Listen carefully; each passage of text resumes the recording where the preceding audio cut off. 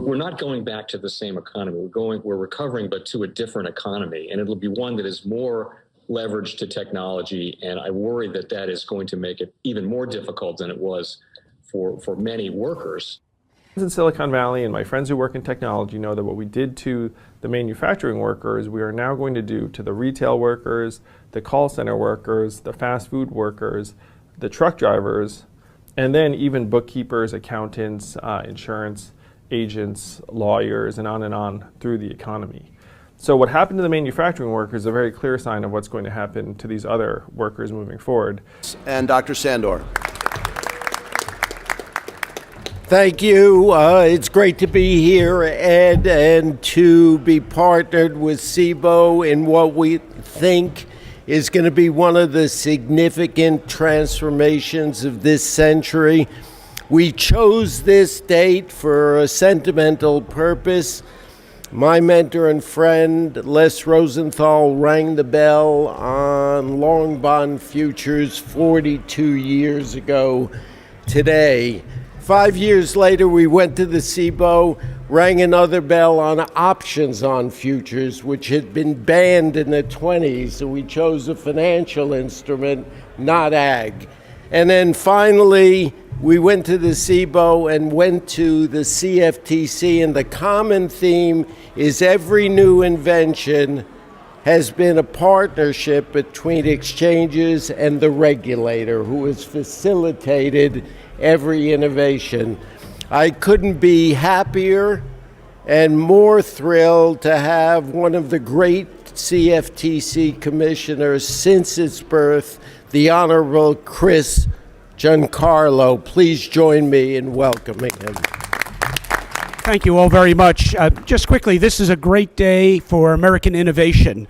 Another great product launched here in Chicago is the reason why the United States leads the world in market innovation. But it's also a great day for the American economy. The reason why the world trades on our floors, the reason why the world trades the US dollar, the reason why the US dollar is the world's premier reserve currency is because so many of the world's commodities, so many of the world's benchmarks are set in dollars and set on the floor of exchanges like this one. And so we are again launching another product that is going to become another global benchmark for pricing, another reason why the dollar will remain the world's standard currency for global transactions. So it's great to be here. My congratulations to Richard Sandor and the entire team. This week, the story's been 30-year bonds. As they sit, they're down 20 basis points on the week. They were down over 25. Historical, all-time, forever even, low yields.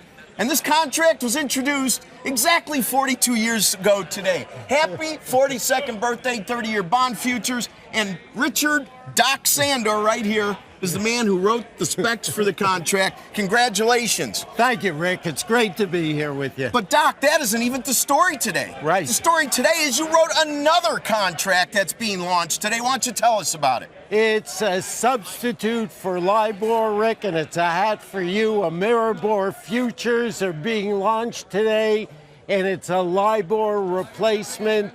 $200 trillion of assets have to be repriced with this new index or SOFR. Now, the Federal Reserve also has a competing product, and of course, it's called the Secure Overnight Financing Rate, SOFR. What's different about Ameribor, your contract being launched today? SOFR is fantastic. It is a risk-free rate, and therefore is different than Ameribor, which is unsecured.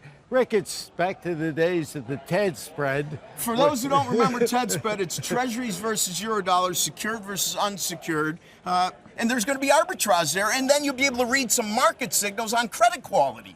Yes, and I think we're going to have a family of benchmarks, just like we have with crude, just like we have with stock indexes, just like we have fixed income.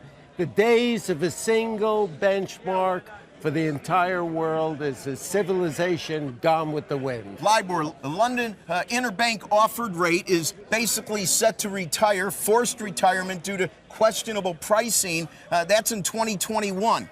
The issue was that the groups that priced that contract, which Eurodollars converged to, maybe we're fudging it a bit. What will prevent the underlying index of your contract to have a similar fate?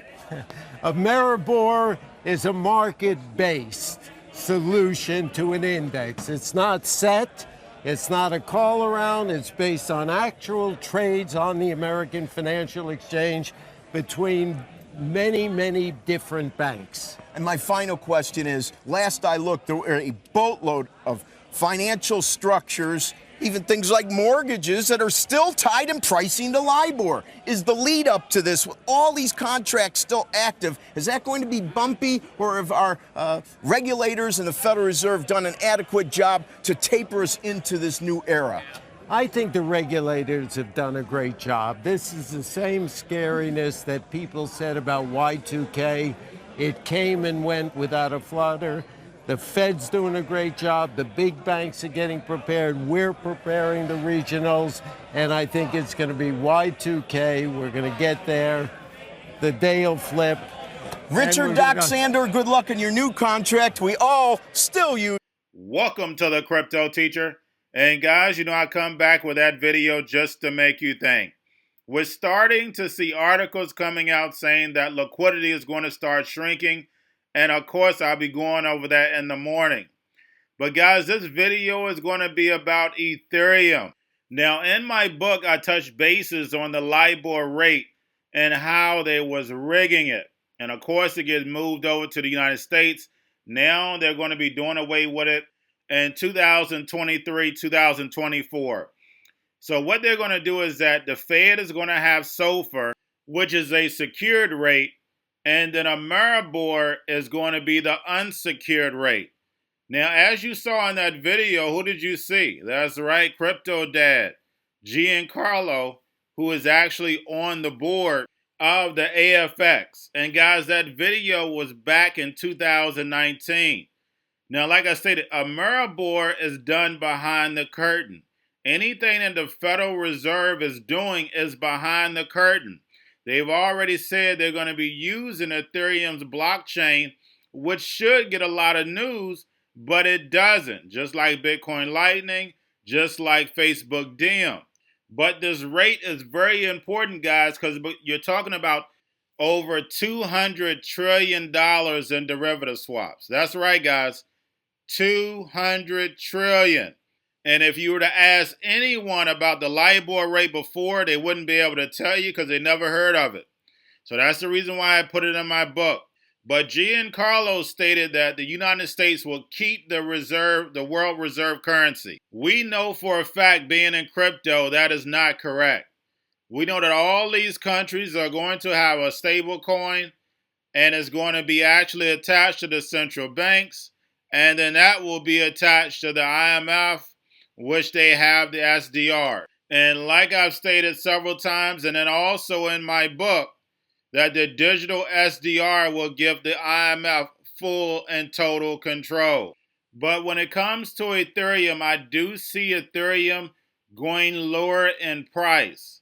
But overall, guys, it's definitely going to hit that range between 10 and 50,000 easy. Because basically everything is going to be surrounded around Ethereum, as we can see when it comes to DeFi. And we also know the Federal Reserve gave the green light to Ameribor. And they've been working on this for over 10 years. And the same person who created Ameribor created the first interest rate futures contract in the 70s. So guys, this is all by design. Never forget, when it comes to the New World Order, everything is planned out. Y'all have a wonderful day.